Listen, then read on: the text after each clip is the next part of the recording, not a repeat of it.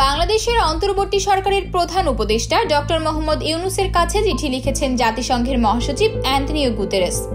সেখানে তিনি আবারও বলেছেন, শান্তি প্রতিষ্ঠা এবং অন্তর্ভুক্তিমূলক গণতান্ত্রিক উত্তরণের পথে তার সরকারের প্রচেষ্টাকে সম্পূর্ণ সমর্থন করে জাতিসংঘ।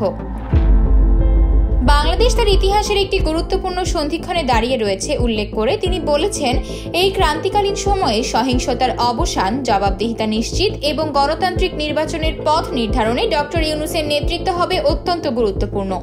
গত 16 আগস্ট ডক্টর মোহাম্মদ ইউনূসের কাছে পাঠানো চিঠিতে অ্যান্টনিও গুতেরেস এসব জানিয়েছেন বলে বার্তা সংস্থা ইউএনবির বরাতে জানা গেছে। এরপর গত সোমবার রাতে প্রধান উপদেষ্টার প্রেস উইং চিঠিটি শেয়ার করে।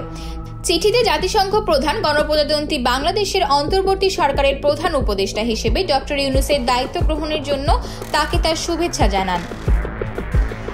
গুতেরেস বলেন, বাংলাদেশে শান্তি ফিরিয়ে আনা এবং সংসদ নির্বাচন আয়োজনের প্রচেষ্টাকে আমি স্বাগত জানাই। জাতিসংঘ প্রধান আরও বলেন, এই ক্রান্তিকালীন সময়ে সহিংসতার অবসান ঘটাতে, জবাবদিহিতা নিশ্চিত করতে, আইন শৃঙ্খলা পুনরুদ্ধার করতে এবং গণতান্ত্রিক নির্বাচনের পথ নির্ধারণে ডক্টর ইউনূসের নেতৃত্ব অত্যন্ত গুরুত্বপূর্ণ হবে।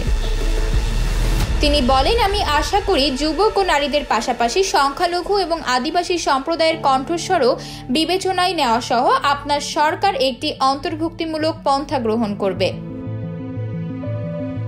চিঠিতে গুতেরেস বলেছেন, তিনি সব নাগরিক এবং বিশেষ করে সংখ্যালঘুদের পূর্ণ সুরক্ষা নিশ্চিত করতে বাংলাদেশের অন্তর্বর্তী সরকারের উপর নির্ভর করছেন। আতকিয়া মাইমুনা, বার্তা 24।